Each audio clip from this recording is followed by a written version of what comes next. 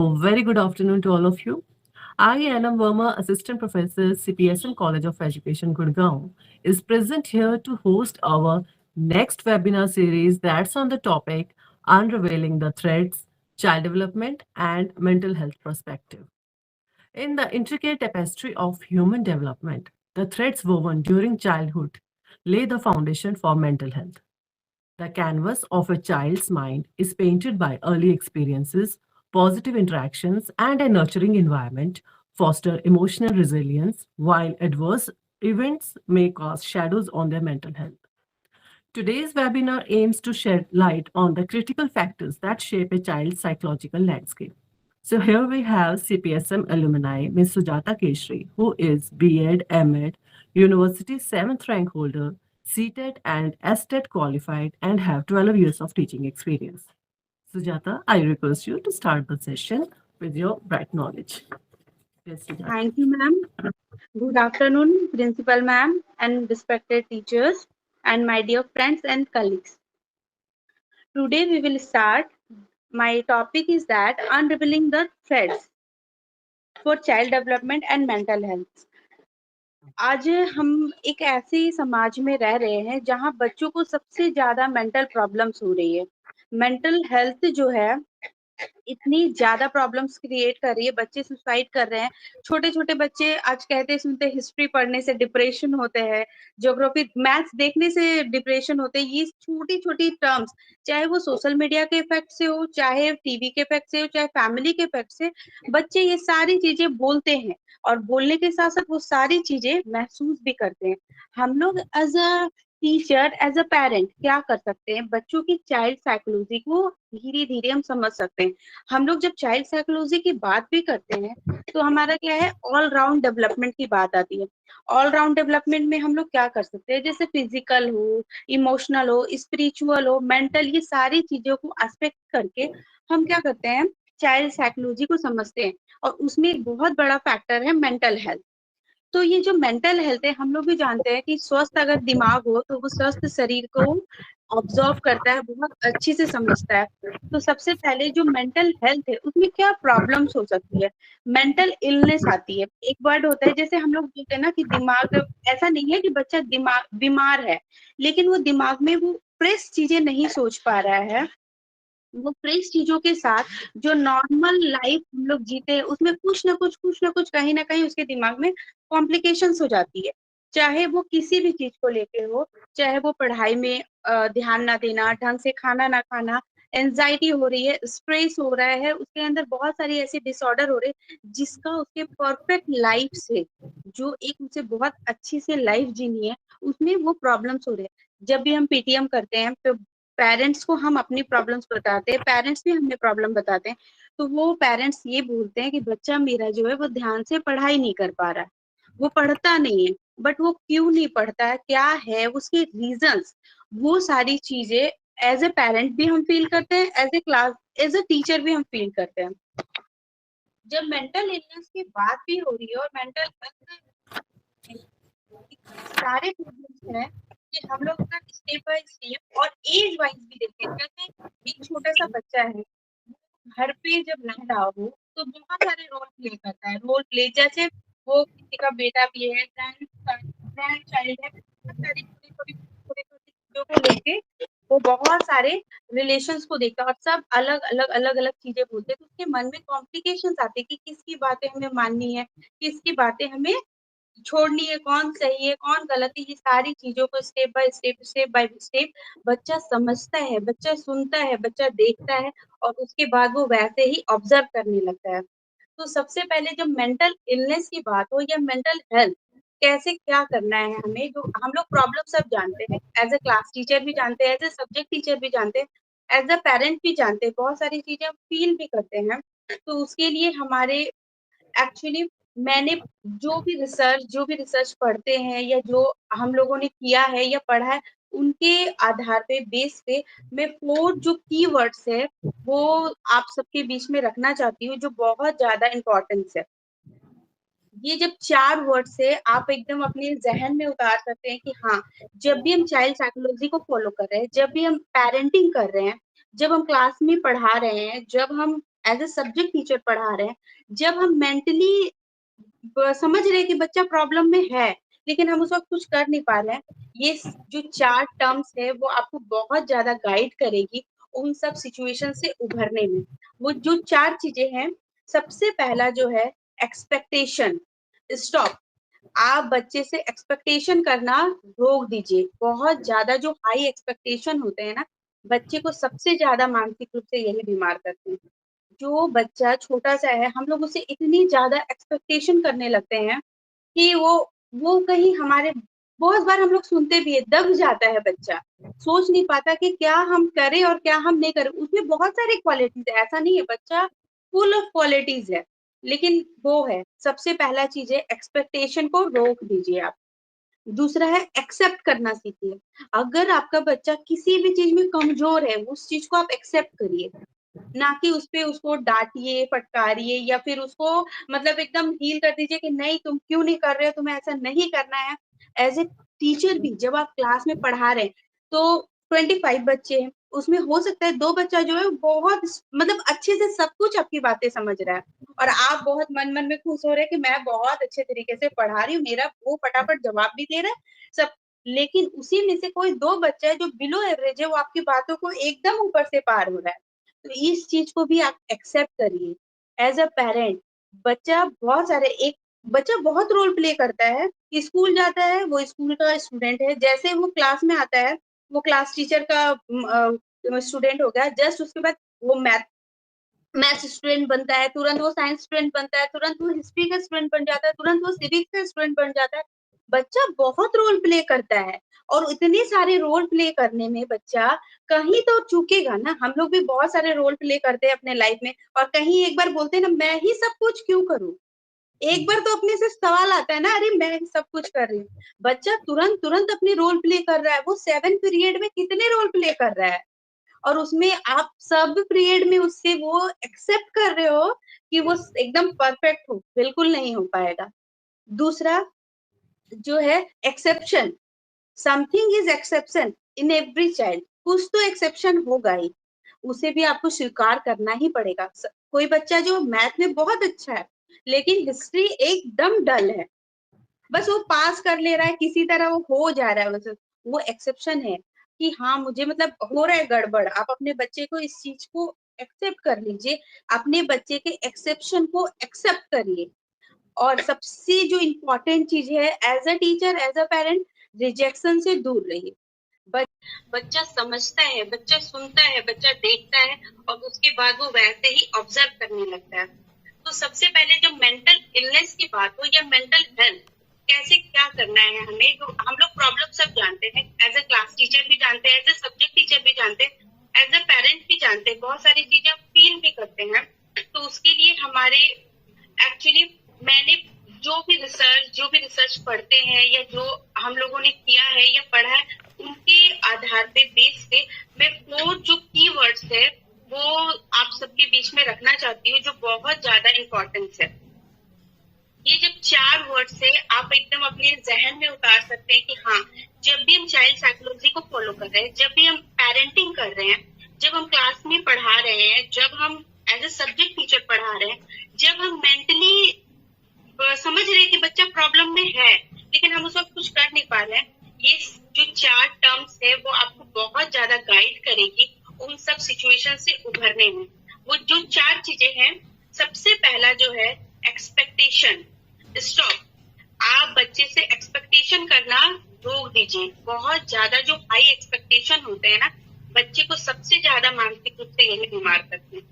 जो बच्चा छोटा सा है, हम लोग उसे इतनी ज्यादा एक्सपेक्टेशन करने लगते हैं कि वो कहीं हमारे, बहुत बार हम लोग सुनते भी है, दब जाता है बच्चा, सोच नहीं पाता कि क्या हम करें और क्या हम नहीं करें। उसमें बहुत सारी क्वालिटीज है, ऐसा नहीं है, बच्चा फुल ऑफ क्वालिटीज है, लेकिन वो है सबसे पहला चीज है एक्सपेक्टेशन को रोक दीजिए आप। दूसरा है एक्सेप्ट करना सीखिए। अगर आपका बच्चा किसी भी चीज में कमजोर है, उस चीज को आप एक्सेप्ट करिए, ना कि उसको डांटिए, फटकारिए या फिर उसको मतलब एकदम हील कर दीजिए कि नहीं तुम क्यों नहीं कर रहे हो, तुम्हें ऐसा नहीं करना है। एज ए टीचर भी जब आप क्लास में पढ़ा रहे हैं तो 25 बच्चे हैं, उसमें हो सकता है 2 बच्चा जो है बहुत मतलब अच्छे से सब कुछ आपकी बातें समझ रहा है और आप बहुत मन मन में खुश हो रहे हैं कि मैं बहुत अच्छे तरीके से पढ़ा रही हूँ, मेरा वो फटाफट जवाब भी दे रहा है सब। लेकिन उसी में से कोई 2 बच्चा जो बिलो एवरेज है, वो आपकी बातों को एकदम ऊपर से पार हो रहा है। तो इस चीज को भी आप एक्सेप्ट करिए एज अ पेरेंट। बच्चा बहुत रोल प्ले करता है, स्कूल जाता है, वो स्कूल का स्टूडेंट है, जैसे वो क्लास में आता है वो क्लास टीचर का स्टूडेंट हो गया, जस्ट उसके बाद वो मैथ स्टूडेंट बनता है, तुरंत वो साइंस स्टूडेंट बनता है, तुरंत वो हिस्ट्री का स्टूडेंट बन जाता है, तुरंत वो सिविक्स का स्टूडेंट बन जाता है। बच्चा बहुत रोल प्ले करता है और इतने सारे रोल प्ले करने में बच्चा कहीं तो चूकेगा ना। हम लोग भी बहुत सारे रोल प्ले करते हैं अपने लाइफ में और कहीं एक बार बोलते हैं ना मैं ही सब कुछ क्यों करूं। एक बार तो अपने से सवाल आता है ना, अरे मैं ही सब कुछ कर रही हूँ। बच्चा तुरंत अपने रोल प्ले कर रहा है। वो 7 पीरियड में कितने रोल प्ले कर रहा है और उसमें आप सब पीरियड में उससे वो एक्सेप्ट कर रहे हो कि वो एकदम परफेक्ट हो, बिल्कुल नहीं हो पाएगा। दूसरा जो है exception, something is exception in every child. कुछ तो एक्सेप्शन होगा ही, उसे भी आपको स्वीकार करना ही पड़ेगा। कोई बच्चा जो मैथ में बहुत अच्छा है लेकिन हिस्ट्री एकदम डल है, बस वो पास कर ले रहा है, किसी तरह वो हो जा रहा है, वो एक्सेप्शन है कि हाँ मुझे मतलब हो रहा है गड़बड़। आप अपने बच्चे को इस चीज को एक्सेप्ट कर लीजिए, अपने बच्चे के एक्सेप्शन को एक्सेप्ट करिए। और सबसे जो इम्पोर्टेंट चीज है as a teacher as a parent, rejection से दूर रहिए।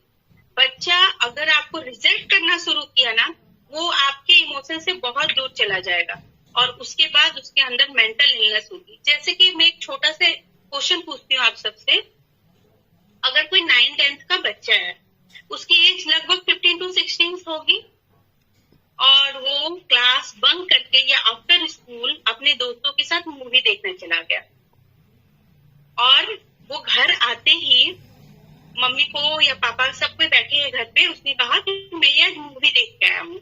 सपोज अभी फाइटर मूवी आई है, लग रहा है कि कुछ तो अच्छा होगा, ट्रेलर भी देखने में अच्छा लग रहा है, तो हम लोग क्या करते हैं वो फाइटर मूवी देख के आया। जस्ट वो जैसे ही घर में 4, 5, 7 बजे एंटर किया, उसका ट्यूशन का टाइम था या एटलीस्ट वो बंक करके मूवी देखने गया और घर आते वो 9-10 का बच्चा वो पटाख से बोल दिया मैं आज मूवी देख के आया हूँ, कोचिंग नहीं गया या एक्स्ट्रा क्लासेस नहीं की। क्या रिएक्शन होगा एज अ पेरेंट आपका? अगर पापा ने सुना तो और मम्मा ने सुना तो, और अगर घर में सिस्टर हो तब तो क्या हो सकता है। आप सब मुझे अपने थोड़े एक्सपीरियंस शेयर करिए। अगर ये बात पता चली घर में कैसे उस चीज को एक्सेप्ट करेंगे? Nobody will accept it. कोई नहीं करेगा ना, neither father nor mother, और इस चीज पे अगर डांट ही अगर पड़ेगी। बच्चा सॉरी नहीं मैम, बिल्कुल, मतलब मेरे को तो ऐसा ही लगता है। बहुत ही कम पेरेंट्स होंगे जो इस लेवल तक सोच पाएंगे कि बच्चे ने अपने लिए इस तरह बंक किया। अदरवाइज गलत ये है कि अगर बच्चे बिना परमिशन या बिना बताए गया है और आने के बाद बता रहा है, then it is not acceptable. अगर बताकर जाता है बच्चा तो फिर तो कोई दिक्कत ही नहीं है। पर मैम बता के भी तो पेरेंट्स आके बताया है मैम बता कर भी तो नहीं ना जाएंगे बच्चे। हाँ, वो तो फिर रिएक्शन पेरेंट्स का होगा, नेगेटिव ही रहेगा। अगर डायरेक्ट पापा तक ये बात पहुंची तो पापा तो what will do, can't explain. लेकिन पता है यही रीजन है, बच्चा हमसे दूर चला जाएगा। बच्चे के इस बिहेवियर को हमने रिजेक्ट किया है, बच्चा हमसे इमोशनली बहुत दूर चला जाएगा, पता है। और यहाँ से ही शुरू होगा उससे हमसे इमोशनली अटैचमेंट खत्म होना। अरे ये बात बताऊंगा, मुझे भी पता है, आपको भी पता है।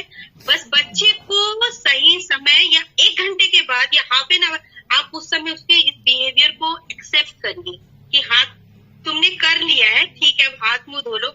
लेकिन जो हम लोग उस टाइम बोलते हैं ना, जो बातें निकलती है, तुम ऐसा काम क्यों कर दिए, हम लोग कभी सोच भी नहीं सकते कि तुम ये करोगे। हम लोग इसलिए स्कूल भेजते हैं, हम लोग इसलिए क्या हम बोल देते हैं ना उस टाइम 5 से 7 मिनट के अंदर वो बच्चा हमसे इमोशनली बहुत दूर चला गया, वो आपको रिजेक्ट कर दिया है। और फ्यूचर में वो कभी भी आपको इस तरह की बात वो करेगा जरूर, क्योंकि क्यों करेगा मैं ये भी बता रही हूँ, लेकिन वो आपसे इमोशनली दूर हो गया है। ये पहली सीढ़ी है बच्चा 15-16 से लेकर 20-22 तक आपसे दूर होने का सबसे बड़ा। और उसके मेंटल जो इलनेस, यहाँ से जो स्ट्रेस है ना, अरे मैं तो देखने गया था, पता है उसकी वाइब्रेशन ही ऐसी हो गई थी, उसका पीयर ग्रुप, अगर वो वहां नहीं जाता तो उसका पीयर ग्रुप रिजेक्ट करता ना उसको, वो कहीं तो रिजेक्ट होता ना। पर हमने तो उसको as a बचाना parent- भी तो है ना सुजाता, उसको इस तरह के गलत जो मैम, एक्शन लिया मैं उसने। वही कह रही हूँ कि 10 मिनट जो हम लोग उसको वाइब्रेशन देते हैं ना उस टाइम, जी। जो हम लोग एकदम बहुत अच्छा बातें उसको बोलते हैं ना, कि तुमने, मैं कभी सोच भी नहीं सकती कि मेरा बच्चा स्कूल बंद करके जाएगा। तो ये सब जो अपने ऊपर, जो अपना ईगो पे जो वो धमाधम हमें लगता है ना उस टाइम, और उस वक्त जो बातें हम लोग बोलते हैं ना बच्चों को, ये उसके माइंड को बहुत ज्यायादा हर्ट करता है। मैं एक एक्सपीरियंस शेयर करूं? यस मैम, मैं एक एक्सपीरियंस शेयर करूं? Yes ma'am. हाँ, जैसे मैं अपना पर्सनली एक्सपीरियंस शेयर कर रही हूँ बेटे का। तो वो ना दिल्ली जाता था पढ़ने के लिए ना, ग्रेजुएशन में। तो हम उसको केवल एक बात बोलते थे कि वहां पहुंच जाए तो एक बार मैसेज कर देना, या वहां से चलने लगो तो एक बार मैसेज कर देना, ठीक है। और उसने रोज ये बात सुननी और रोज आना ये भूल जानी, और नहीं करता था। लेकिन डांटा नहीं, फिर भी हमने उसको, हम फिर भी सिंपली कहते रहे, मोटिवेट ही करते रहे कि बेटा कर देना, बेटा कर दिया करो, समझाते ही रहे। लेकिन बच्चे पता नहीं क्यों सीरियस क्यों नहीं लेते इन चीजों को। मैम अगर इसकी जगह लड़की होती ना मैम, मैं बता रही हूँ, अगर इसकी जगह लड़की होती ना, वो आपके नहीं भी बोलते ना, उसको 10 बार आपको फोन कर देती, 10 मैसेज डाल देती। इसके पीछे भी साइकोलॉजी है मैम। अगर लड़का, हम लोग बहुत गलत करते हैं लड़कों के साथ, पता है, बचपन से लड़के बेचारे बहुत दबे होते। जैसे अगर घर पे बहन हो ना, घर पे बहन हो तो बेचारा, तो वो ऐसे इसकी साइकोलॉजी, घर पे दीदी अच्छा कर रही, बहन अच्छा कर रही, तुम नहीं अच्छा कर रहे हो। क्लास में भी हम लोग देखते हैं ना कि लड़कियां बहुत अच्छा करने लगती है, फटाफट चीजों को समझती है, अपनी बातें शेयर करती है, टीचर से बहुत अच्छे से कनेक्ट हो जाती है, इमोशनली बहुत जुड़ जाती है। इसके पीछे बेचारा का ब्रेन है, साइकोलॉजी है। लड़कों की ब्रेन ऐसा नहीं है कि कोई भी, जो ब्रेन की बनावट है लड़कों की और लड़कियों की, वो डिफरेंट है। ऐसा नहीं है कि लड़के का खराब है, लड़कियों का खराब है, दोनों की डिफरेंट है, दोनों का सोचने का तरीका अलग है। नहीं, ब्रेन की बनावट तो एक ही है सुजाता, ब्रेन की बनावट में डिफरेंस नहीं है। ब्रेन की बनावट जैसे मैम मैं बता रही हूँ, ये चीज बताती हूँ, जो लड़कियों का दिमाग होता है वो वायर्ड होता है मैम, लेफ्ट टू राइट। नहीं, वो लड़के का भी हो सकता है मैम, वो लड़कों का राइट टू लेफ्ट होगा। नहीं मैम, वो नहीं बता रही हूँ मैम, मैं बता रही हूँ कि फ्रंट टू बैक होता है और लड़कियों का लेफ्ट टू राइट होता है। उनकी सोचने की, इमोशन, थिंकिंग बिल्कुल बिल्कुल अलग होती है। ऐसा नहीं है कि दोनों खराब है, ऐसा बिल्कुल नहीं है कि वो कमजोर है या ये बहुत ज्यादा अच्छे होते हैं, ऐसा नहीं है। फिर कभी एक और सेमिनार करेंगे। हाँ मैम, ठीक है। चलो, तो मैं वहां आती हूँ, जब वो बंक करके गया, वो आप उसे एक्सेप्ट करिए कि हाँ आपने कर लिया, लेकिन समय जो आप हम लोग बहुत सारी उसे बातें बोल देते हैं, उसको स्टॉप करके आप उसे अलग तरीके से समझा सकते हैं, क्योंकि आपसे वो बहुत दूर चला जाएगा इमोशनली। फिर उसे वो स्ट्रेस होगा, क्योंकि उसे पीयर ग्रुप, अगर वो आपकी बातें सुनेगा तो वो पीयर ग्रुप से रिजेक्ट होगा। रिजेक्शन तो उसे मिलनी है ना कहीं, क्योंकि उसके पास वैसी वाइब्रेशन थी। अगर वो क्लास में 10 बच्चों का एक पीयर ग्रुप है, वो जा रहा है, अगर वो उसमें नहीं जाता है, जैसे हम लोग कुछ भी फंक्शन करते हैं, जब छोटे बच्चों का 10 बच्चों को ले लिया जाता है और उसमें से 1-2 बच्चे को छाड़ दिया जाता है, तो उसे बुरा लगता है ना। उसी तरह वो लोग भी फील करते हैं, चाहे लड़के और लड़कियां हों, उस चीज से रिजेक्शन ना हो। आप जो भी बातें उस समय बोल रहे हो, ये एकदम एक्सेप्टेबल नहीं है, लेकिन आप उसे बाद में ये चीज समझा सकते हैं।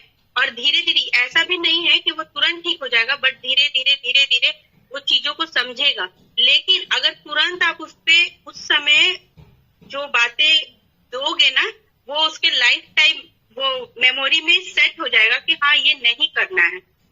आप बताओ मैम, और कुछ, या किसी को कुछ पूछना हो?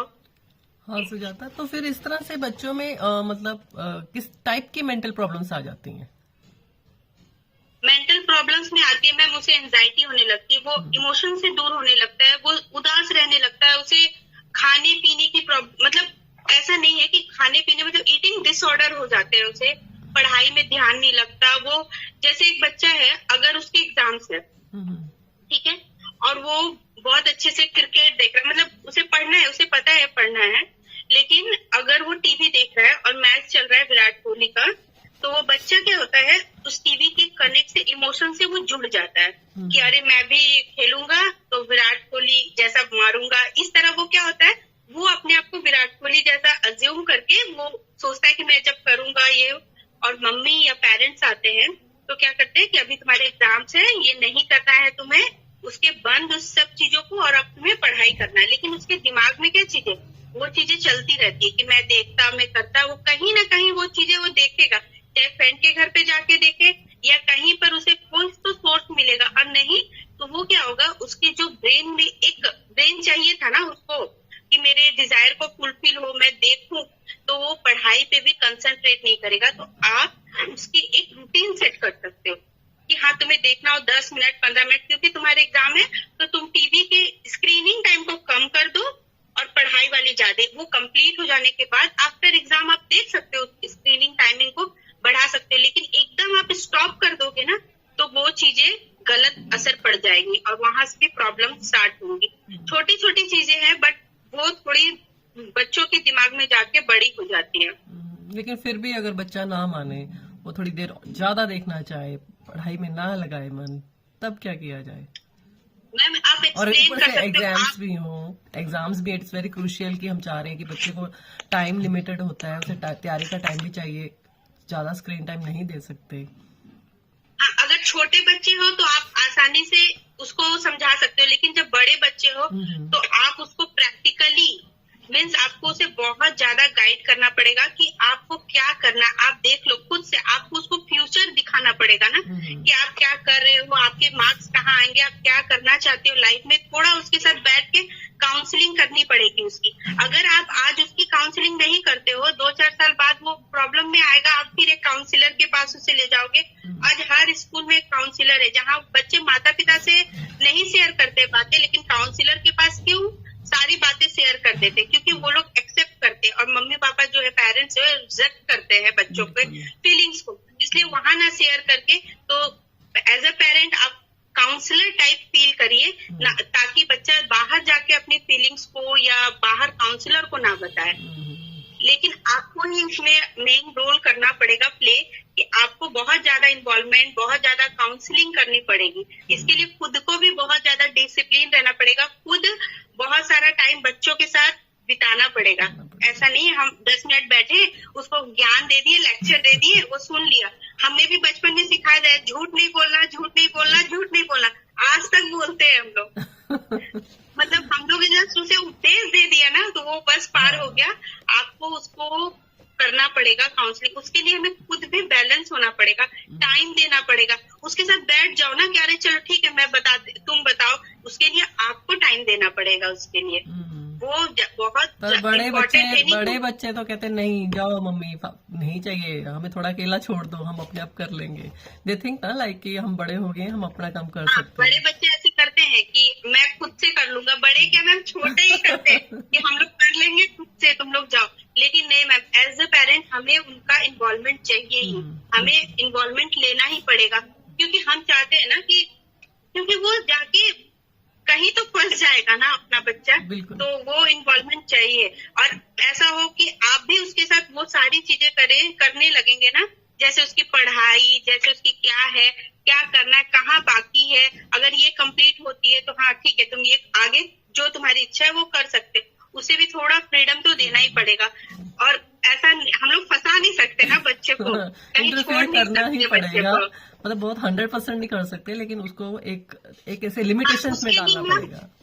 हाँ, उसके लिए खुद को डिसिप्लिन होना पड़ेगा, खुद टाइम देना पड़ेगा। ऐसा नहीं है कि हम 5 मिनट में, बच्चे उपदेश से बिल्कुल नहीं सीखते हैं, बच्चे सिर्फ ऑब्जर्वेशन से ही सीखते हैं। ये हम लोग सब कोई BEd MAd में यही कर रहे हैं हम लोग, कि बच्चे सिर्फ और सिर्फ ऑब्जर्व। एक जॉन गोंदुरा का बहुत अच्छा रिसर्च है मैम, जब आप उसको पढ़ोगे तो पता चलेगा 99.9% उन्होंने ऐसा प्रूव कर दिया है कि बच्चे सिर्फ ऑब्जर्वेशन से सीखते हैं। अगर आप बच्चों को, अगर छोटे बच्चे हो आप उसे हीट करते हो, वो छोटे भाई बहनों को हीट करने लगेगा, उसके माइंड में वही चीज सेट हो जाएगी ये सारी चीजें हम जानते हैं, लेकिन जब हम प्रॉब्लम्स फेस करते हैं ना, जब डे टू डे लाइफ में प्रॉब्लम फेस करते हैं, तब हम लोग फंसते हैं। पढ़ने के समय तो पढ़ लेते हैं, समझाने के समय भी समझा लेते हैं, लेकिन तब हम लोग भी एक समय होता है ना, वो कहीं ना कहीं वो हो जाता है कि अरे अब इसे कैसे समझाऊं, अब इसे कहाँ तक मैं जाऊं। मतलब हम लोग जहाँ खत्म करते हैं ना, वो लोग फिर से कुछ एक उन लोग के दिमाग में आ जाता है कि हाँ हमें मतलब स्टॉप हो जाता है कि हम कहाँ जाके इसे समझाएं। उसके लिए सबसे अच्छा है कि हम लोग उसे टाइम दें, उसके साथ जुड़े रहे।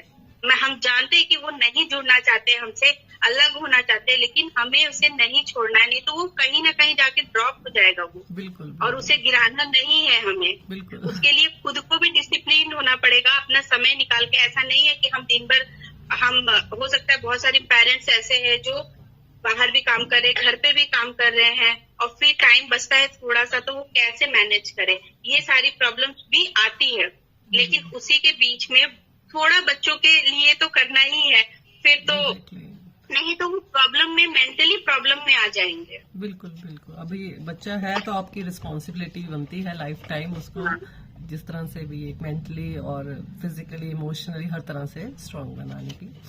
हाँ। लेकिन बच्चे को अपने इमोशन से दूर नहीं जाना है, नहीं तो वो अगर वो इमोशन से दूर गया, आपको रिजेक्ट करना शुरू किया, फिर उसे मेंटल प्रॉब्लम्स होनी शुरू। जैसे मैं एक छोटा सा एग्जांपल देती हूँ। अगर एक बच्चा, 2 बच्चे हैं घर पे, अगर वो बड़ा बच्चा अगर 10 इयर्स का है और छोटा बच्चा 8 इयर्स का है, तो हम उसके माइंड में क्या, अगर वो किसी चीज के लिए भी हो रहा है इशू, तो हम लोग बड़े बच्चे को बोल देते हैं अरे तुम बड़ा है, छोटे को दे दो। जनरली हम लोग सबको ही करते हैं ऐसे, छोटे बच्चे को दे दो। उस वक्त उसको क्या हुआ, हम तो बड़े हो गए, चलो तुम ये ले लो। जब वो 12 साल का हो जाएगा और ये जब 10 साल का हो जाएगा, फिर उसके साथ ये सब इशू चलती रहेगी लाइफ टाइम तक। तब उसे ऐसा फील होता है कि मैं जब 10 साल का था तब मैं बड़ा था, और छोटा जब भी 10 साल का हो गया तब भी वो छोटा है। ये सब कॉन्फ्लिक्ट्स घर से ही दिमाग में आ जाती है बच्चों को। बिल्कुल। तो ये सारी चीजें कि हम तो बड़े होते गए, वो 12 साल में भी छोटा है, वो 14 इयर्स में भी छोटा ही रह जा रहा है। तो ये सारी कॉन्फ्लिक्ट, जो छोटी छोटी चीजें फैमिली के अंदर भी होती है, और ऐसे क्लासरूम के अंदर भी बहुत सारी चीजें होती है। बच्चों के बिहेवियर को ना चेंज करके बच्चे के बिलीफ को चेंज करो। बिहेवियर को चेंज आप नहीं कर पाओगे, वो कहीं ना कहीं आपको फंसा देगा। बिलीफ को चेंज करो। जैसे कि अगर आप उसके क्रिकेट में बता रहे थे, क्रिकेट खेलने वाले हैबिट को अगर आप एकदम डिनाई कर दोगे ना, वो उसके अंदर दबा रह जाएगा। मैं क्रिकेट तो देख के रहूंगा, वो आपसे ज्यादा ये एग्रेसिव हो जाएगा अंदर ही अंदर। तुम जाओ किसी भी रूप में तो मैं देखूंगा। आप उसके बिलीफ को चेंज करिए कि अभी तुम्हारे लिए क्या जरूरत है। मैं तुम्हें क्रिकेट खेलने से बिल्कुल नहीं मना कर रही, तुम्हें विराट कोहली बनना है, बन जाओ, तुम जाके खेलो, लेकिन उसके बिलीफ को चेंज करो ना, कि तुम्हें अभी प्रेजेंट में क्या करना है, वो तुम फोकस करो। सबसे ये चीजें बहुत है। बिहेवियर को चेंज करने जाओगे सब गड़बड़ हो जाएगा। वो कहीं ना कहीं आपको वो आगे 1 साल 2 साल 5 साल वो कहीं ना डिप्रेशन का रूप ले लेगा, क्योंकि वो जब तक हमारा मन सेटिस्फाई नहीं होगा ना किसी चीज को लेने के लिए, मतलब किसी चीज के, जैसे मुझे पढ़ने की बहुत एडिक्शन, मैं दिन भर में अगर आधा घंटा ना पढूं तो पता नहीं क्यों ऐसा होने लगता है कि हाँ मुझे पढ़ना है। कुछ भी चाहे फेसबुक पे पढ़ लूं, चाहे कहीं पे भी पढ़ लूं, चाहे बुक या बच्चों की बुक्स, मतलब कुछ होती है ना ये, तो वो उनका एक शौक हो गया ना वो क्रिकेट। तो अगर आप बिहेवियर को, उसके शौक को आप मारोगे ना, तो वो आपके ऊपर बिलीव करना बंद करे। इसलिए उसके बिलीव को एक चीज से दूसरे चीज में कैसे शिफ्ट करना है, एज ए पेरेंट और एज ए टीचर भी आप कर दो। उसके बिलीव को चेंज करो। अगर हिस्ट्री पढ़ने में नहीं मन लग रहा है, पॉलिटी पढ़ने में नहीं मन लग रहा है, तो ऐसा थोड़ी है कि हम लोग क्या बोलते हैं हिस्ट्री मत ही पढ़ो, ऐसा नहीं होता है। हम लोग उसके अंदर किसी न किसी, आज हम डे टू डे लाइफ में बीएड में एमएड में यही देखते हैं कि जो बोरिंग सब्जेक्ट है, जिसको बच्चे बोरिंग बोल देते, उसे कैसे इंटरेस्टिंग वे में पढ़ाया जाए, ये हम लोग करते हैं ना।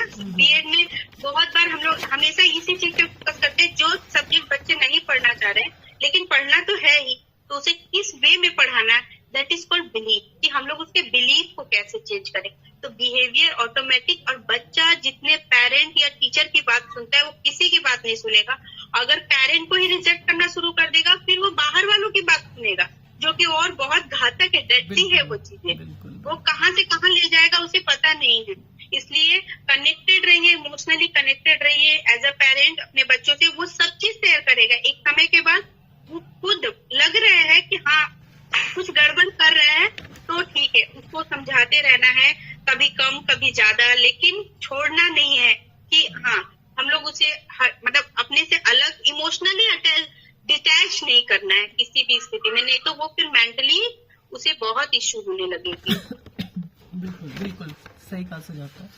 हाँ, कोई क्वेश्चन पूछना चाहते हैं audience, students, faculty members?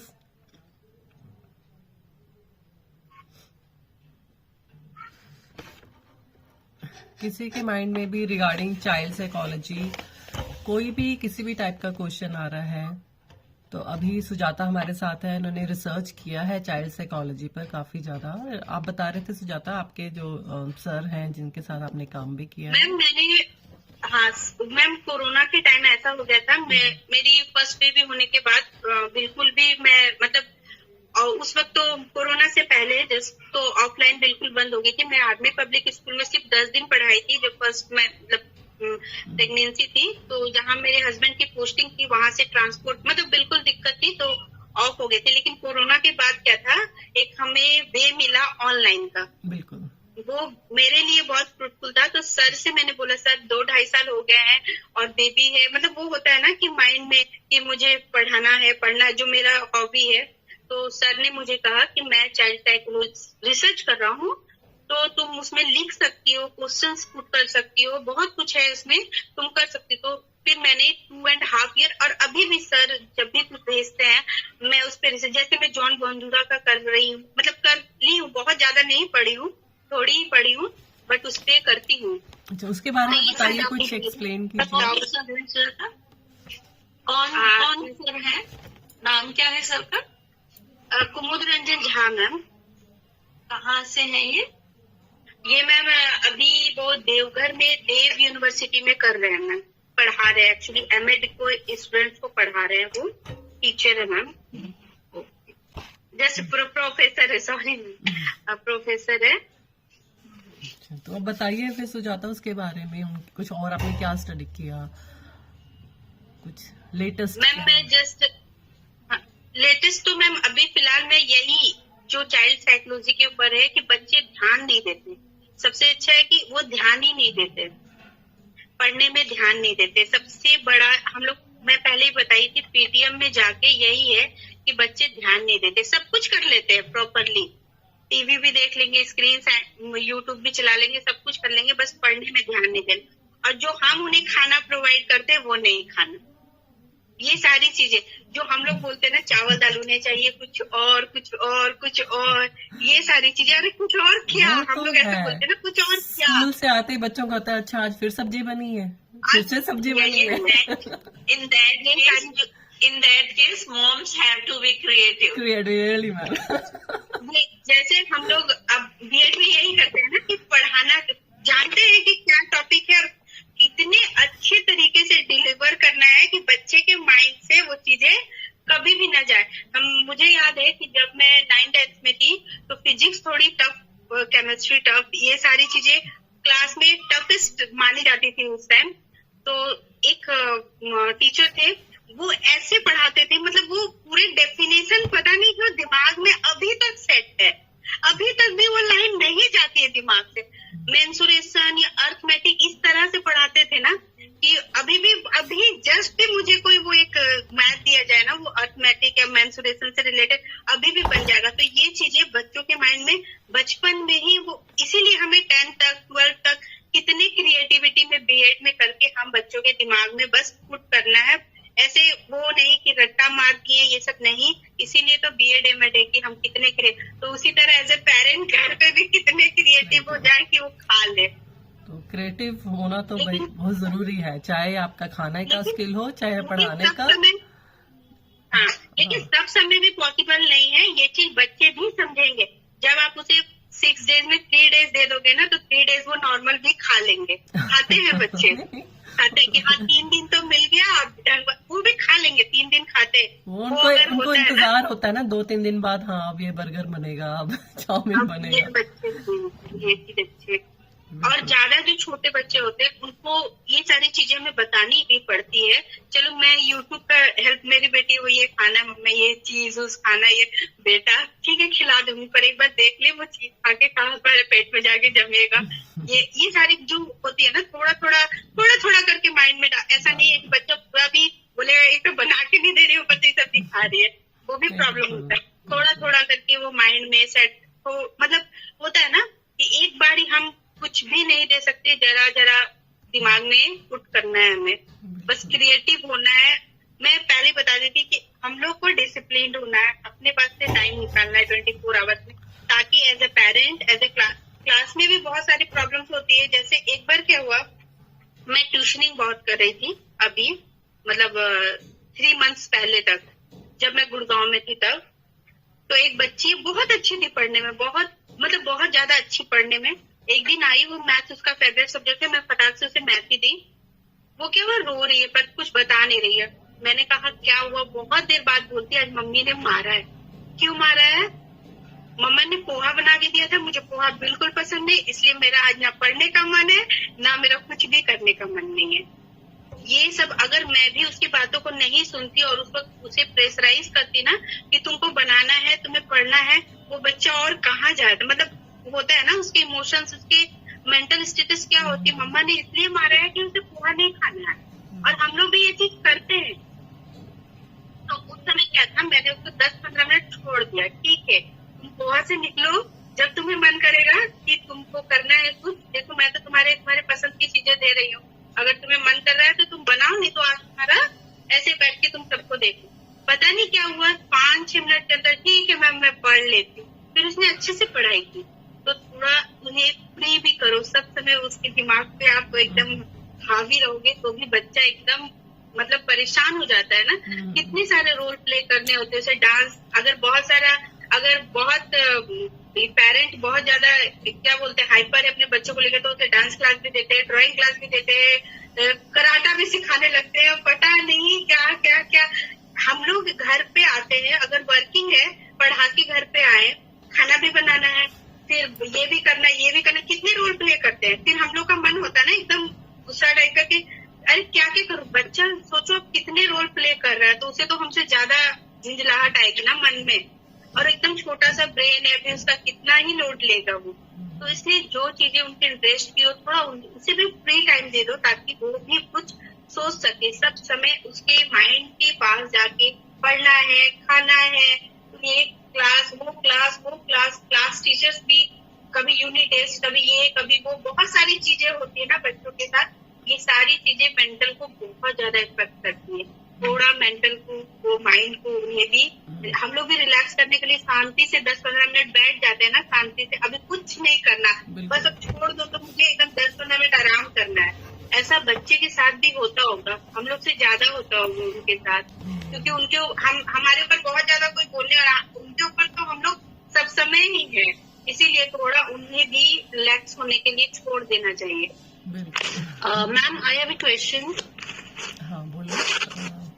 Ma'am मेरा बेटा ना थोड़ा हाइपर एक्टिव है, तो उसको जैसे स्कूल में क्या इशू है कि वो फोकस नहीं करता स्टडी पे। उसकी मैम की रेगुलर कंप्लेंट है कि उसको बहुत जल्दी होती है, जो भी होमवर्क होता है चाहे वो कॉपी करे या खुद से करे, उसे जल्दी से फिनिश करके उसे भागना होता है। तो मैम ऐसे मतलब कैसे अपने बच्चे को मैं समझाऊं? मैं समझाती भी हूँ कि पहले होमवर्क करो, उसकी टीचर भी बोलती है कि पहले होमवर्क करो फिर उसके बाद फन करना, बट स्टिल उसको ये है कि बहुत जल्दी में है, जल्दी से खत्म करना है, सीखना नहीं है, जल्दी से खत्म करना है और निकलना है, क्योंकि उसका इंटरेस्ट ना किसी और चीजों में है। मैम वो मतलब उसको गेम्स में बहुत ज्यादा है, उसको सिर्फ भागना होता है। मैम तो ये एक दिन में तो हो नहीं पाएगा, सबसे पहले। दूसरी बात, आप उसे बिठाकर अपने पास उसे थोड़ा थोड़ा उसके माइंड में डालना शुरू करो कि पढ़, ठीक है तुम जो चाह रहे हो मैं वो तुम्हें पूरा फ्री कर दूंगी करने के लिए। मैम वो कर रही हूँ, मैं उसको बोलती हूँ आज जैसे धूप निकली है तो आप पूरा खेलो, बट मुझे शाम को स्टडी चाहिए आपसे। तो मैम आपको उसके साथ प्रॉपर बैठना पड़ेगा, एकदम उसके लेवल के हो जाने पड़ेंगे कि मैम मैं भी हूँ, प्रॉपर बैठती हूँ उसके साथ, अपना काम छोड़ के बैठती हूँ उसके साथ। काम छोड़ के मत बैठो मैम, काम प्लीज करके बैठो। काम छोड़ के बैठोगे ना तो आप बच्चे के ऊपर चढ़े रहो कि मुझे भी काम करना है, बच्चे के साथ आप खुद रिलैक्स रहो, फिर ही रिलैक्स कर पाओगे। कौन सी क्लास में है देवांशी आपका बच्चा? मैम अभी वो 2nd क्लास में है। बेटा वही अभी सुजाता ने अभी यही सारी बातें बताई है कि हम हाँ जी। बहुत ज्यादा एक्सपेक्ट करने लग जाते हैं। नहीं मैम, मैं इतनी होता है। एक्सपेक्टेशन मतलब रखती नहीं होंगी। ठीक है, बच्चा है, उसका माइंड है, उसको भी दिमाग बहुत जगह चल रहा होता है। एक्सपेक्टेशन में सच में इतनी नहीं रखती। अगर वो जल्दी से काम करके और अपना मन का करना चाहता है और काम आपके सेटिस्फेक्शन लेवल का काम कर देता है, हाँ जी तो फिर तो अच्छी बात है। मैम, तो बहुत अच्छी सेटिस्फेक्शन बात का नहीं कर रहा, यही इशू है। रीडिंग में खुश है, राइटिंग नहीं करना चाहता बिल्कुल भी। हाँ, मैम बच्चे नहीं राइटिंग करना चाहते, नहीं करना चाहते हैं मैम। मेरी बेटी भी है, उसे आप कितना भी रीडिंग करा लो, कितना भी पढ़ा लो, वो 101, 102, उसे लगता है मैंने उसे क्या ऐसा दे दिया, तो मैं छोड़ देती हूँ। ठीक है, तो मैं सच में छोड़ दी उसे, मैं नहीं देती उसे लिखने के लिए। वो बोलती 500 का पूछो, मैं स्पेलिंग बोल दे रही हूँ उसे, मुझे लिखने मैम उसका भी है। मम्मा मैम छोड़ दी, उसे आती है ना? हाँ जी मैम, उसे आती है ना, आपको सिखाना ही था, सीख गई ना, उसे याद हो गया। कभी कभी बीच में 1-2 वर्ड, जैसे आप वो ग्रेटर देन, लेस देन दे रहे हो ना, इक्वल टू, ये सब देते हो, नॉट इक्वल टू, उसी के बीच में कहीं 1-2 बार दे दो ताकि उसकी स्पेलिंग मिस्टेक ना हो। ये उसे छोड़ दो, नहीं करना चाहते बच्चे। जबरदस्ती आप फोर्स करोगे ना, फिर वो एकदम राइटिंग भी खराब करेगा, वो नहीं लिखेगा, एकदम फाड़ फूड़ देगा। ऐसे करते हैं। मुझ पे टीचर का प्रेशर है कि आप घर पे थोड़ा थोड़ा प्रैक्टिस करवाओ। तो इसमें आप ना रिवार्ड थ्योरी भी यूज कर सकते हो देवांशी। जैसे कि बच्चों को दे दिया एक सर्टन टास्क और उसे कोई नहीं खत्म होते ही तुम्हें एक चॉकलेट मिलेगा, तो वो इस चीज में भी वो भी करती हूँ। आप जैसे ये खत्म करोगे मैं आपको खेलने दूंगी, मैं आपके साथ खेलूंगी। मैं ये भी करती हूँ। डिफरेंट काइंड ऑफ रिवार्ड, एक जैसा हाँ रिवार्ड जी। नहीं चाहिए होता उसमें, तो उसमें भी बच्चे हाँ जी। करते हैं, मैंने देखा है। ठीक है मैम। नहीं मैम, मैं बता रही हूँ बच्चे ना एक्साइटिंग के लिए बहुत ज्यादा बच्चे करो, ज्यादा लोड तुम भी मत लो।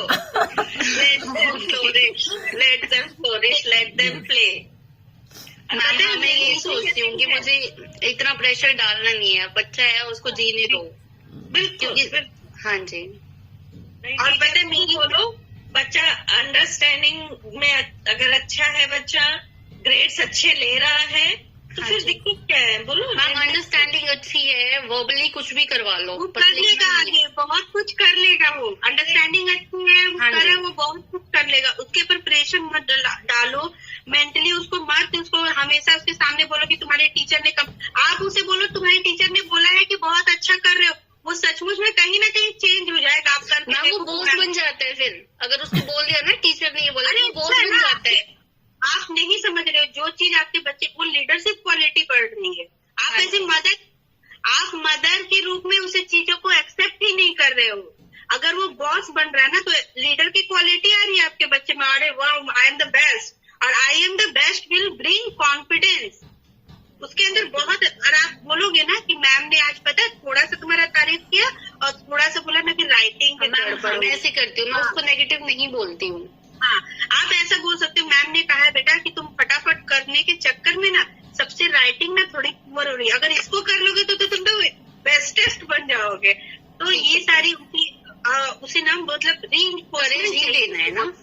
हाँ, आप कभी, और पता है जब बच्चा ना लिखने जाए और जब वो आपके पास सोता है ना मैम, उसको रात में धीरे धीरे वो बोल दो टॉनिक टाइप कि तुम ना राइटिंग थोड़ा ठीक कर ले बच्चा। वो भी करती हूँ मैं, वो भी करती हूँ सोने से पहले। पता है मेरी बेटी बहुत ज्यादा एक्टिव है। कल मैं उसके लिए, वो अभी यूकेजी में है, कल मैंने उसके लिए ओलंपियाड की कुछ बुक्स लेके आई और वो इतने क्रेज है, अरे ये सीखने मिलेगा मुझे, ये सीखने मिलेगा, ये सीखने मिलेगा। मैं उसके लिए बुक्स लेकर उसको दे दिया, उसको जो जो इजी लग रहा है वो मतलब 3 डिजिट 4 डिजिट का वो अपने आप ही एडिशन करनी। इसलिए बच्चे ना कुछ मतलब सब समय उसके ऊपर मत छोड़ दो मैम, छोड़ दो।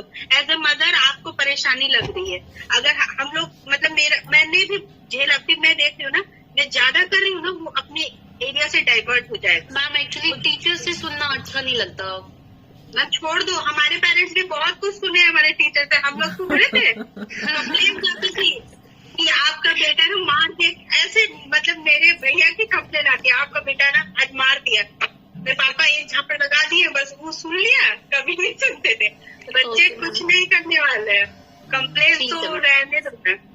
मैं यही बोली ना, एक छोटा सा एग्जांपल, मम्मी पापा चाहे दादा दादी घर में हमें सब ने सिखाया था कि झूठ नहीं बोलना, बोलना। झूठ गंदी बात, लेकिन हम लोग आज तक इतने बड़े होने के बाद भी क्या झूठ बोलना छोड़ दिए? जो मतलब Exactly. ये होता है कहीं ना कहीं, ऐसा नहीं है कि हम लोग इंस्टेंट कर रहे हैं, कभी वो होता ही है, कभी ना कभी हम लोग बच्चों से भी झूठ बोल देते हैं, कभी पेरेंट्स से झूठ बोलते हैं, कभी हस्बैंड से, कभी कहीं कुछ बोलते ही है। तो क्या हाँ हम जी। लोगों ने सारी बातें स्वीकार की थी? आप अपनी मम्मी की एकदम ओबीडियंट, हाँ मम्मी बोलो हम अभी पढ़ लेते, हम अभी खा लेते, ऐसा करते थे? नहीं करते थे, नहीं। हम लोग भी नहीं करते थे। तो वो भी नहीं कर रहा है, उसे धीरे धीरे रिस्पॉन्सिबिलिटी का हल्का हल्का कि हाँ तो वो धीरे धीरे ही स्टेप बाय स्टेप ही हो जाएगा, आप अचानक से नहीं। और टीचर बोल रहे हैं, टीचर को ऐसा नहीं बोलना चाहिए, बट आप कुछ कर भी नहीं सकते, उसके ऊपर भी प्रेशर है। हाँ तो जी। सारे प्रेशर मिला के अगर बच्चे को प्रेशर दोगे ना, तो फिर वही वो पूरे धागों में उलझ के रह जाएगा, जो हमारे टॉपिक है आज। ठीक है मैम। कि वो कहीं ना कहीं पूरा फंस जाएगा बच्चा, इसलिए अपने बच्चे और मैम को दूसरा, जैसे उसको ना कोई एक्टिविटी नहीं करनी होती तो वो एक्सक्यूज देता है। जैसे एक बार उसका डांस था, मतलब बच्चों को फन करा रहे थे, तो उसने कहा नहीं मैम मुझे डांस नहीं करना, और उसने एक्सक्यूज दिया कि मेरे तो नी में चोट लगी है, मुझे डांस नहीं करना। तो उसके टीचर ने मुझे कंप्लेन की है कि ये उस टाइम ये डांस के लिए मना कर रहा था, और फिर जैसे ही क्लास ओवर होती है वो रन कर रहा है। मैम हम लोग भी करते थे ऐसा, आप याद करो। अब टीचर को ये है ना कि ये झूठ बोल रहे हैं, वो तो एक्सक्यूज उसने दे दिया मैम को कि मुझे डांस नहीं करना क्योंकि उसका मन नहीं होगा। मुझे पता है ये सब बचपना है मैम, ये धीरे धीरे खत्म हो जाएगा, लेकिन आप इस पे ज्यादा काम करोगे ना तो ये बड़े झूठ में बदल जाएगा। ठीक है मैम। अगर आप इस पे ज्यादा उसको दिमाग में दोगे ना कि तुम झूठ बोले थे, तुम झूठ बोले, तुम ऐसा नहीं करना, उसके एक मतलब होता है ना नादानी, समझिए आप, वो 2 साल का ही मतलब 2 में पढ़ता है। हाँ जी, उसकी 7 नादानी years का है। है। अगर आप इस पे ज्यादा फोकस करोगे ना तो ये बड़ी गलती में वो खुद मतलब दिमाग में वो कर लेगा कि मैं तो झूठ ही बोलता हूँ ना, जाओ मैं आज से झूठ ही बोलूंगा। हाँ ये जी। चीज उसके माइंड में आ जाएगा ठीक है बहुत मैम, जल्दी। ठीक। छोटी छोटी चीजों के कभी हम हाँ, उसकी पॉजिटिव चीजों को प्रेज करो और नेगेटिव को बोलना नहीं है, बोले बगैर उसको थोड़ा थोड़ा कम करना है। ओके। और सिलेबस की बुक्स के अलावा जो उसके इंटरेस्ट की कुछ किताबें हैं, चाहे वो स्टोरी बुक्स हैं या ड्राइंग पेंटिंग का है, कुछ भी जो भी उसको अच्छा लगता हो, हाँ वो जी। एक्स्ट्रा चीजें जरूर से लाओ घर हाँ में। जी मैम, मैं ऐसे ही कराती हूँ। स्टडी से पहले उसका थोड़ा फन, जैसे उसको थोड़ा बहुत आर्ट करना अच्छा लगता है, भी ड्राइंग करना अच्छा लगता है, पहले वो कराती हूँ, उसके बाद उसका थोड़ी स्टडी कराती हूँ। मैम एक मैं बता रही हूँ, मतलब एक मेरी फ्रेंड है, वो स्कूल में पढ़ा रही थी और उसका बच्चा भी जो है वो उसी स्कूल में पढ़ रहा था। तो वो क्या है कि सिलेबस जो होती है, यूनिट टेस्ट है, आज ये है, आज वो, ये सारी चीजें तो स्कूल में चलती है। इसके अलावा भी ओलंपियाड की पढ़ाई करानी है, ओलंपियाड है, ये सारी चीजें हो रही है। बच्चा एकदम परेशान हो गया और एज ए टीचर वो स्कूल में भी सब सुन रही है सारे टीचरों से कि आपका बेटा ना इसमें कम ला रहा है। वो एकदम परेशान हो गए। लास्ट में क्या की, वो स्कूल छोड़ दी कि मैं पूरी तरह से फोकस, मेरा ही बच्चा जब नहीं पढ़ रहा है तो मैं स्कूल में और बच्चों को क्या पढ़ता हूँ, मैं अपने बच्चे को, और सिंगल मतलब एक ही लड़का है उनका, वो क्या की छोड़ दी, स्कूल छोड़ दी और पूरे अच्छे तरीके से बच्चे पे ना फोकस करने लगी। एक दिन वो बच्चा ना बहुत जोर से जब वो स्कूल छोड़ दी ना, तो उसकी मम्मी ने उसे बोला कि देख तुम्हारे चलते ना अब हम स्कूल छोड़ दिए, अगर आज तुम नहीं पढ़ाई किए ना, ये बोले ना कि तुम मुझे ये नहीं समझाई वो नहीं समझाई, तो मैं अब मेरे से एकदम वो सर से पानी, मतलब मम्मी क्या क्या बोली होगी आप सोच सकते हो। वो टीचर थी, वो अपना मतलब छोड़ के बच्चे पर पूरा फोकस करने के लिए, और ये चीज उसने उसे कह भी दिया कि मैं सिर्फ तुम्हारे लिए अपना छोड़ी हूँ नौकरी, अब तुम बढ़िया से पढ़ो। मम्मी के हिसाब से उसने बहुत अच्छा काम बहुत अच्छा किया। और बच्चे ठीक है कि मेरा उसका कहना, मेरे फ्रेंड का एक ही कहना था कि मैं जब अपने ही बच्चे को ढंग से नहीं पढ़ा पा रही हूँ तो मैं पूरे 40 या 100 बच्चों को क्या पढ़ा के करूंगी, मुझे अपने बच्चे का करियर बना। और ये चीज वो 10 दिन बेचारा पूरा प्रेशर में आके नहीं होता है कि हाँ मुझे पढ़ना है, मुझे ओलंपियाड की भी तैयारी करनी है, मुझे ये भी करना है, वो भी करना। बच्चा एकदम पढ़ रहा। एक दिन वो अपने पापा के पास बहुत जोर जोर से वो एकदम सीने से लग के रोने लगा। तो पापा ने कहा कि कुछ होता है ना, बच्चे को पेट दर्द हो रहा है, पाता, बच्चे के कान दर्द होते हैं, वो एक्सप्लेन, पापा मेरा ना बहुत अंदर अंदर माथा ना दुखता है, ऐसे बोल रहा था, वो माथा ना दुखता है पापा। तो उसके पापा ने कहा क्या हुआ?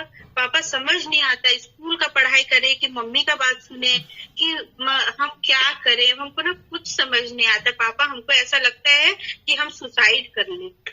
3 क्लास का बच्चा है, 3 क्लास का बच्चा, आप सोचिए, मैं इसीलिए बोल रही हूँ, आप अपने बच्चे पे 3 क्लास का बच्चा है और वो अपने पापा को ये लाइन बोला है कि अंदर माथा दुखता है, समझ नहीं आता है, क्या करूं, लगता है सुसाइड कर लूं। ये तो पढ़ाई नहीं करूंगा ना, मम्मी का नौकरी भी गया, मैं भी फेल हो जाऊंगा, सब खत्म हो जाएगा, मैं सुसाइड कर लूंगा।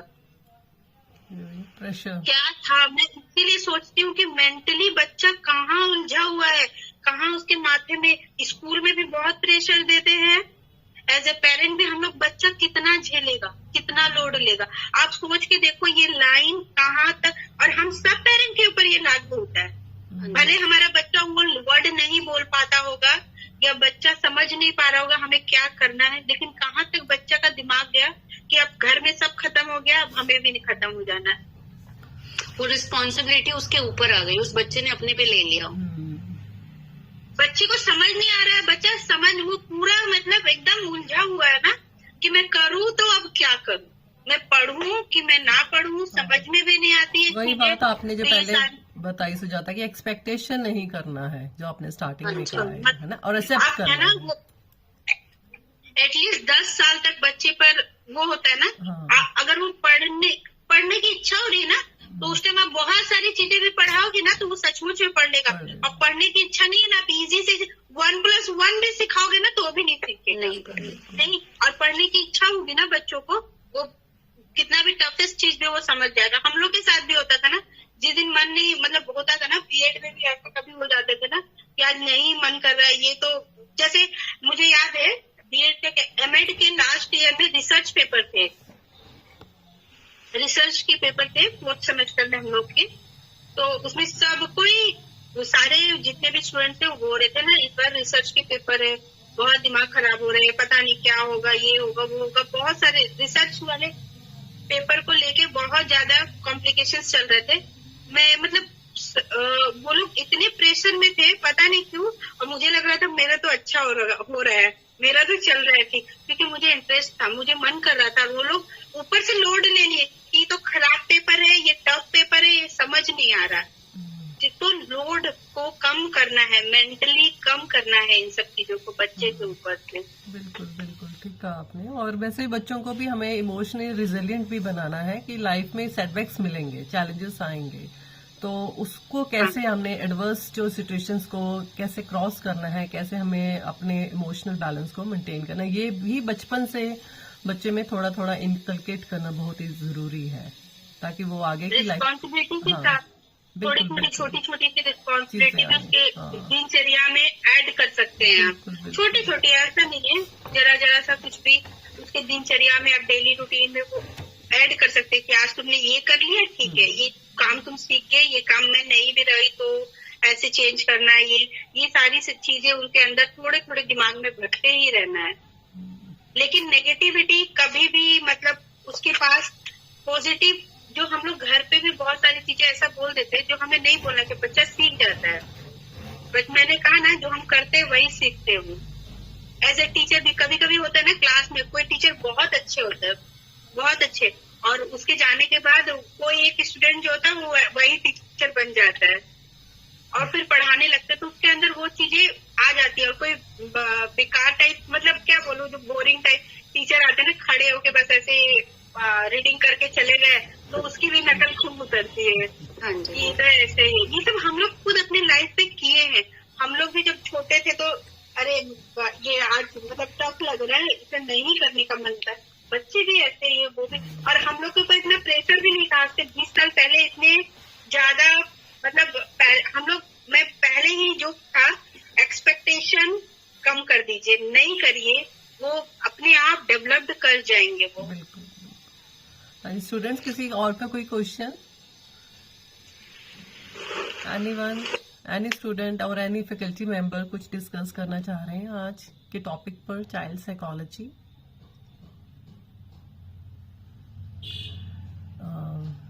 सो मैम चाइल्ड साइकोलॉजी पे तूने एक वैसे पूछना था। हाँ जी पूछिए। मैम जैसे मैं अभी जॉब जाता हूँ सुबह 9:30 बजे और 7 बजे तक मैं घर आ जाता हूँ, 7 साढ़े 7 तक। अब मैम मेरे को ये टीजीटी साइंस वाले की तैयारी करनी है, लेकिन घर पूरे दिन ऑफिस में ही रहता है, घर जाके पढ़ना है, घर जाके पढ़ना है, और घर पे आके पढ़ाई नहीं जाता। कभी मूवी देख लो, रोज का ये हो रखा है। मैं पता नहीं कैसे बैठू बुक लेके, वो समझ नहीं आ रहा। मतलब पूरे दिन तो ऑफिस में टेंशन है, पढ़ना है और घर पे जाके पढ़ाई नहीं होती, और ये साइकिल रिपीट हो रही है डेली। इसमें क्या करूं मैं? पहले ना मतलब आपने अपनी रूटीन तो सेट, मतलब आप मेंटली है कि मुझे करना है कहीं से माइंड का एक कोना में वो सेट है कि मुझे ना ये काम करना है, लेकिन कर नहीं रहे हैं। हाँ ये इशू है ऐसे। बस यही है कि मुझे करना है बट हम कर नहीं रहे, क्योंकि आप अभी एक जॉब में हो ना, इसलिए जब वो छूट जाएगी ना तो आपको अपने आप लगेगा कि कुछ तो करना ही है। नहीं मैम जॉब तो नहीं छोड़ सकते ना। हाँ, तो जब आपको ये समझ में आना चाहिए कि वो जॉब भी बहुत जरूरी है, जॉब मतलब छोड़ नहीं रहे हो और कोई एक और लेना चाह रहे हो, इसके लिए मतलब आपको जो मिल रहा है वो भी चाहिए, जो मतलब और भी चाहिए, तो उसके लिए आपको डबल करना भी पड़ेगा ना। तो वही तो कुशल करूं कैसे मैं? करना तो आपको ही है, आपको अपनी डेली रूटीन सेट करना है, क्योंकि आप अपनी रिस्पॉन्सिबिलिटी समझ रहे हैं, और एक्स्ट्रा चाहिए, बहुत ज्यादा अच्छा चीज चाहिए तो आपको मतलब डबल ट्रिपल पता नहीं कितना आपको उसके पास देना ही पड़ेगा। आप अपने नींद को थोड़ा कम कर सकते हैं। आप नींद को कम करना ऐसा नहीं है, अगर आप स्क्रीन टाइम शेयर करते हैं। सोता तो वही 11-12 बजे ही हूँ, लेकिन वो पढ़ाई नहीं हो पाती, बाकी सब हो जाता है। 3-4 घंटे पता नहीं कैसे निकल जाते हैं डेली। बस पढ़ाई के अगर पढ़ने बैठूंगा तो नींद आ जाएगी 8 बजे, वरना क्या कहते हैं। मोबाइल लेके बैठते हो सर? मोबाइल लेके बैठते हो? मोबाइल हो गया, लैपटॉप हो गया। तो मैं बताऊं सबसे पहले क्या करूं? जब भी पढ़ने बैठो ना, चाहे आप 9 बजे पढ़ने बैठ गए, उसी समय मोबाइल को बंद करना, स्विच ऑफ, और अलमारी में डाल देना, और भूल जाना कि मोबाइल है। नहीं तो नोटिफिकेशन आएंगे और देखते रहोगे, फिर वो हो गया। आप आपका नाम बताएं, कौन बोल रहे हैं? आकाश बोल रहे हैं? अक्षय मैम, अक्षय। अच्छा अक्षय, क्या एज है आपकी? मैम मैं जस्ट अभी 25 का हुआ हूँ। ठीक है बेटा, अभी आप 25 के हैं। मेरे 2-3 चीजों का जवाब दें। आप कितने घंटे सोते हैं? मैम मैं अराउंड 7 घंटे। ठीक है, हमने मान लिया 8 घंटे की आपकी नींद है। जॉब के कितने आवर्स हैं आपके? मैम आने जाने और जॉब के ये मान लो आप 10 घंटे हैं। 10 घंटे, ठीक है। 10 + 8 कितना हुआ? 18। टोटल आवर्स है हमारे पास 24। Yes ma'am. ठीक है, 6 अभी भी बच गए हैं। जी मैम। सोना और जॉब के अलावा आप 3 घंटे आप रेस्ट और खाना पीना और एंटरटेनमेंट 3 घंटे और भी आप निकाल दें। इसके बावजूद भी 3 आवर्स यू स्टिल हैविंग है। Yes ma'am. सबसे पहली बात है, आपको अपना एक टाइम टेबल बनाना पड़ेगा। Yes ma'am. उस टाइम टेबल में आपने 3 घंटे अगर एंटरटेनमेंट के निकाल दिए ना, आप 3 घंटे खूब टीवी देख लें, पिक्चर देख लें, कुछ भी कर ले, लेकिन जो 3 घंटे आपने पढ़ाई के सेट किए हैं वो आपको सेट करने पड़ेंगे कि मुझे इतने बजे से इतने बजे तक मुझे पढ़ना ही है। टाइम टेबल तो 2-3 बार बना लिया, फॉलो ही नहीं हो पाता। टाइम टेबल को बनाकर आप अपने रूम में लगा लो, अलमारी पे लगा लो उसको, and adhere to that time table. अभी जो आपकी एज है ना बेटा, यस मैम, यही एज है, आपके पास यही 5-7 साल है। इसके बाद आपके पास टाइम नहीं होगा इस तरह का कि आप this is the best period you are having with you. मैं खाना बनाना पड़ता है आपको? No ma'am. कपड़े धोने पड़ते हैं? No ma'am. आयरनिंग करनी पड़ती है? No ma'am. ठीक है बेटा, अगर 3 साल के बाद इफ यू गॉट मैरिड ना, तो आपकी जिम्मेदारियां बहुत ज्यादा बढ़ जाएंगी। This is the best period of the life अभी जो आपका चल रहा है। तो इसमें अगर आप अपने आप को डिसिप्लिन कर लेंगे ना, तो आपके आगे आने वाली लाइफ बहुत बढ़िया रहेगी। सिंपल एक काम करना है, दोबारा से आप टाइम टेबल बनाएं अपने Okay. रूम में लगाएं। अगर आप मॉर्निंग में 1 घंटा भी दे देते हैं अपनी पढ़ाई को, 9 बजे निकलना है ना अपने, जी हाँ, 9 बजे निकलना मैम। आप 7 से 8 का टाइम दे दें या 6 से 7 का टाइम दे दें या 5 बजे उठिए बेटा, 5 जी, बजे उठकर 5 से 6, लेकिन वो टाइम ऐसा हो कि आपने फिर इधर उधर झांकना भी नहीं है। जी आपने मैम। तो बता सबसे बड़ा ऊपर आपको डिसिप्लिन करना होगा कि मुझे ये जो 1 घंटा मैंने दिन में, आप 2 बार अपने को पढ़ाई का टाइम दें, मॉर्निंग में 1 घंटा और इवनिंग में 2 घंटे, लेकिन जी। उस टाइम ऐसा हो कि उसमें कुछ भी नहीं करना, आपने सोचना भी नहीं है पढ़ाई के अलावा, क्योंकि पूरे 24 घंटे को हमने डिवाइड कर लिया है सब चीजों के लिए। बहुत अच्छे से टाइम देने के बावजूद 3 घंटे आप बड़े आराम से निकाल सकते हो, निकाल जी सकते हो। मैम। और सबसे मैं पहले ही बताई थी ना, किसी भी काम को करने के लिए खुद पे डिसिप्लिन होना चाहिए। बेटा खुद खुद खुद खुद ये देखो, एक बहुत अच्छी बात कही आपने अक्षय, जी कि मैम। आपको ना एहसास हो रहा है, आप जी। अपनी प्रॉब्लम को पकड़ पा रहे हैं कि मैं करना चाहता हूँ और मैं कर नहीं पा रहा हूँ। वरना तो बच्चों में ये एहसास भी नहीं होता है कि उन्हें करना है। एटलीस्ट आप एक स्टेप ऊपर हैं कि आपको ये एहसास है कि आप करना चाहते हो लेकिन आप कर नहीं पा रहे, and you are putting forward your problem, you are trying to seek the solution of this problem. तो ये बहुत अच्छी बात है कि आपने ये पकड़ लिया है कि आप कर नहीं पा रहे। इसका अब सोल्यूशन यही है, फिर से आप टाइम टेबल बनाएं और उसको अडेयर करें। जी मैम, आज ही बना, अभी बना कर वॉल पे चिपका देता हूँ पहले ही। यस, बिल्कुल। अपने दीवार को, अलमारी को गंदा करो भले ही, उसके ऊपर लिख लो अपना एम कि मुझे ये क्रैक करना है, ये मेरा एम है। और ये बेटा मैं पर्सनल एक्सपीरियंस से बता रही हूँ। जी मैम। मेरा बेटा भी अभी पढ़ रहा है, लेकिन उसको देखा मैंने कि जी अगर मैम। पढ़ना है तो पढ़ना ही है। अगर 5 बजे से 6 बजे तक उसने अगर पढ़ना है तो पढ़ना ही है। फिर कोई टीवी नहीं है, कोई मोबाइल नहीं है, कोई सोशल मीडिया नहीं है। तो ये अपने ऊपर, अपने आप को डिसिप्लिन ये तो करना पड़ेगा। Then only you can achieve something. ठीक है बच्चों। और सबसे बड़ी बात है अपने ऊपर विश्वास करना कि मैं ये कर लूंगा।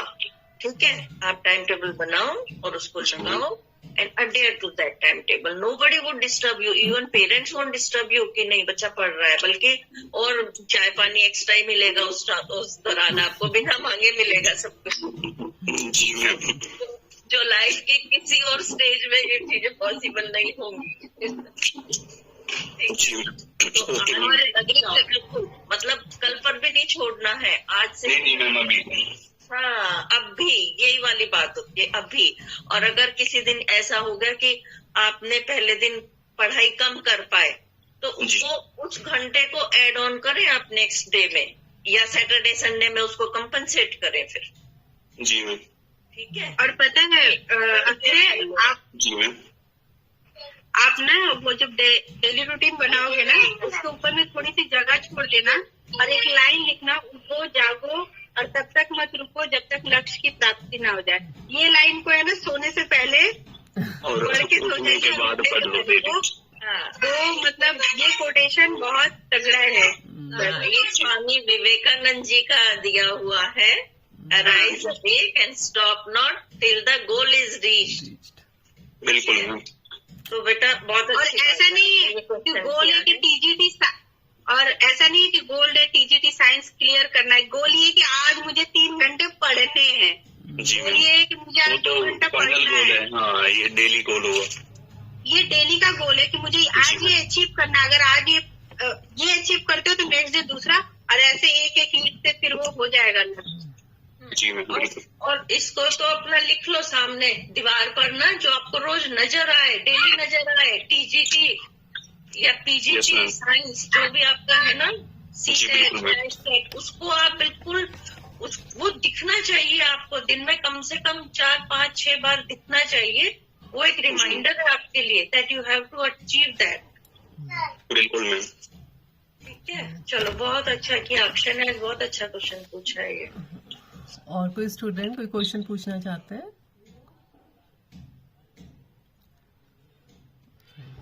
चलो सो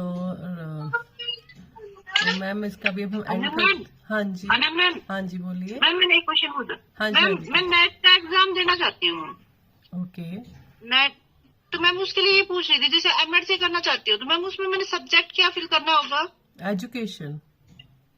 एजुकेशन। जी जी ma'am, thank you ma'am. Okay, कोई और स्टूडेंट कोई क्वेश्चन पूछना चाहता है? बड़ा अच्छा सेशन लिया सुजाता आपने। Yes. So ma'am, thank you ma'am, thank you Sujata. so now I like to request our principal ma'am, Dr. Sangeeta Yadav, whose passion for education reflects in the success of our students, to throw light on today's session, ma'am. मैंने तो बताया आज सुजाता ने बड़ा अच्छा session लिया है। बड़ी प्रैक्टिकल अप्रोच थी।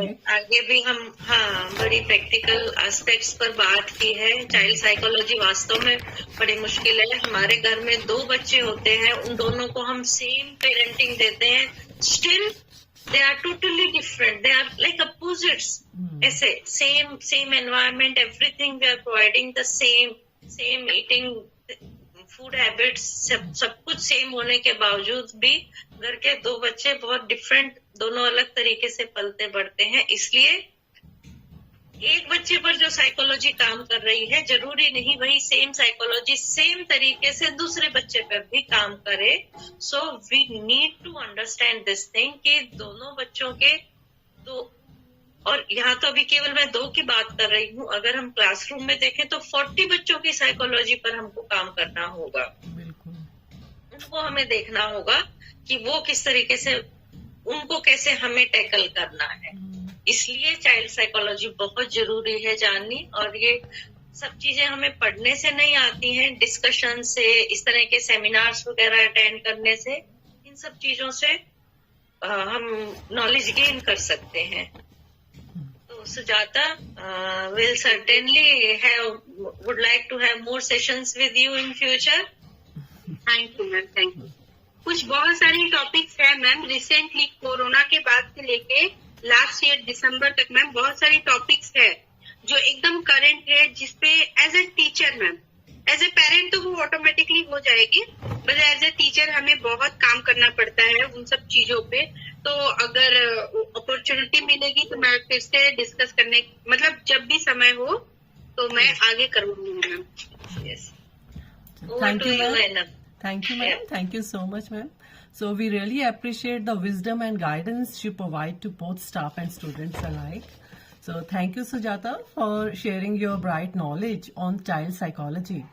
In unraveling the threads of child development and mental health, it becomes clear that early experiences, supportive environment, and resilience play pivotal roles.